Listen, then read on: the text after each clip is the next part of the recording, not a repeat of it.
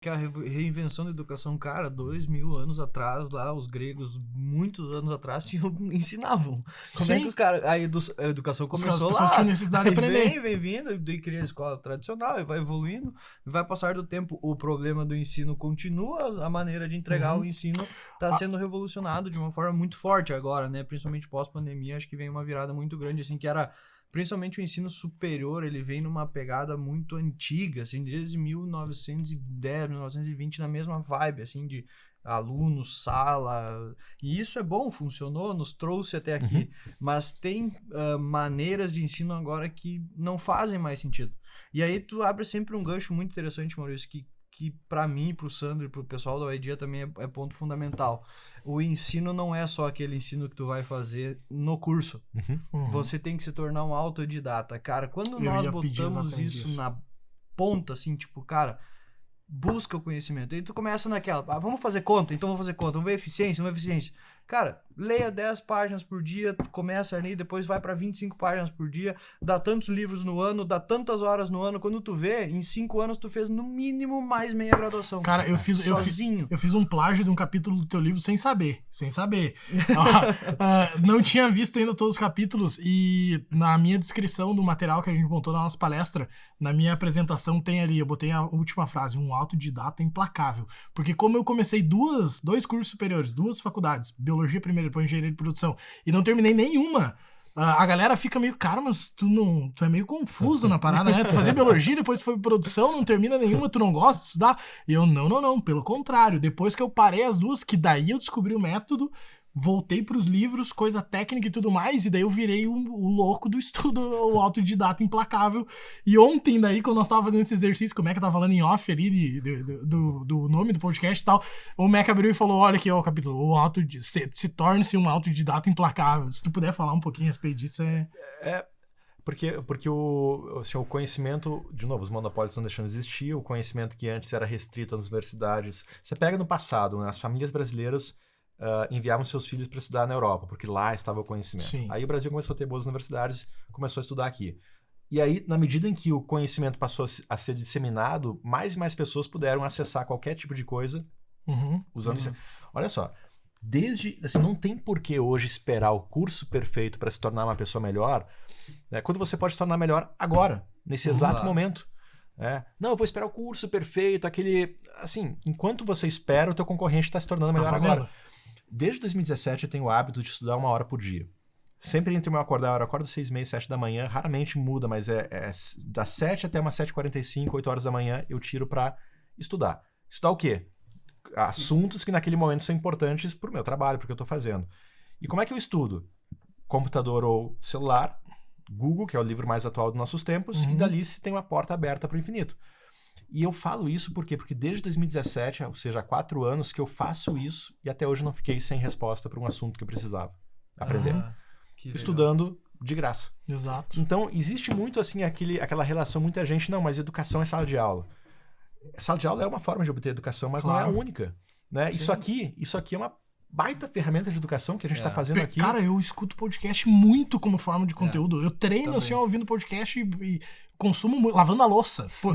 Conteúdo por áudio é o melhor conteúdo. Pra quem não consome, fica a dica, cara. Lavando a louça de bobeira, limpando a casa, fazendo qualquer coisa, velho. Bota o fone, já era. E é uma puta aula. E eu acho importante, assim, a universidade é uma ferramenta de educação, na minha visão, é o elo, é o seio na sociedade que forma cidadãos e cidadãs. Assim como as indústrias estão se reinventando, a educação e as universidades também estão num estágio em que precisam se reinventar. E eu acho que vão se reinventar e vão encontrar, cada uma vai encontrar o seu papel, mas a exclusividade que Hollywood tinha para o entretenimento, que a indústria da música tinha para a música, que táxis tinham para o transporte individual de passageiros, que hotéis tinham para a hospitalidade, a educação tinha as universidades tinham para a educação, e isso está sendo desfeito. Então, assim como está sendo desfeito em todas as indústrias, com a educação não é diferente.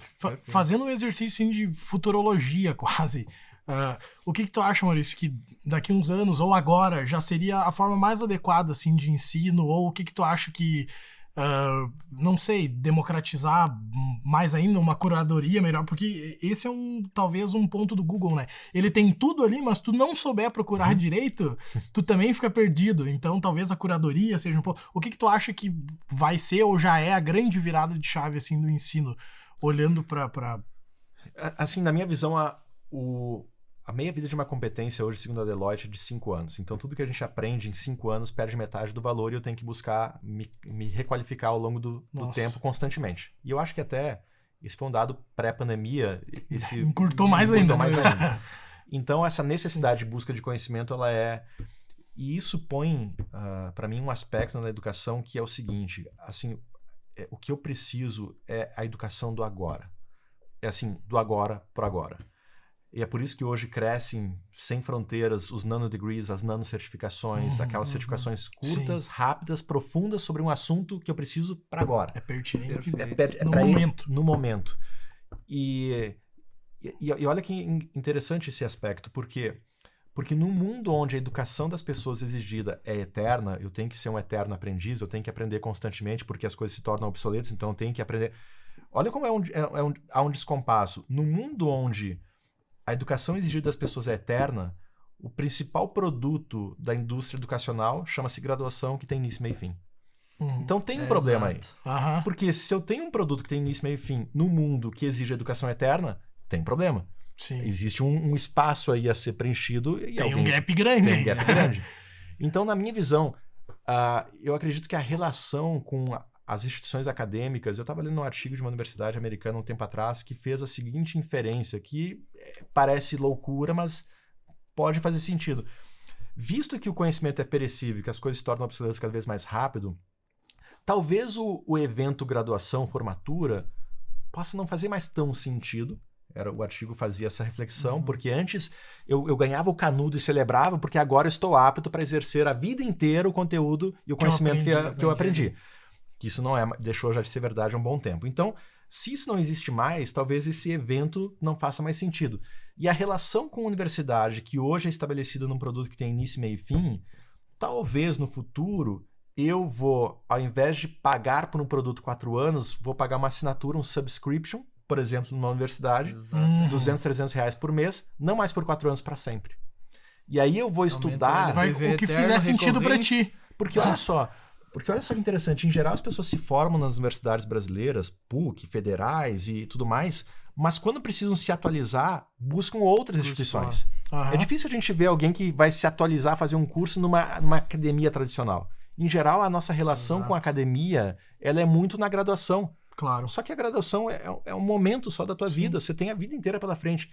Então, respondendo essa pergunta, eu acho que pode parecer loucura, porque a gente tem essa... Mas faz sentido. Mas faz sentido. Claro. Faz sentido, total. Se a gente analisa o contexto como um todo. Então, eu acredito muito nesse processo, assim, acho que mais e mais e mais formas alternativas à tradicional vão surgir para oferecer esse processo eterno e contínuo de educação.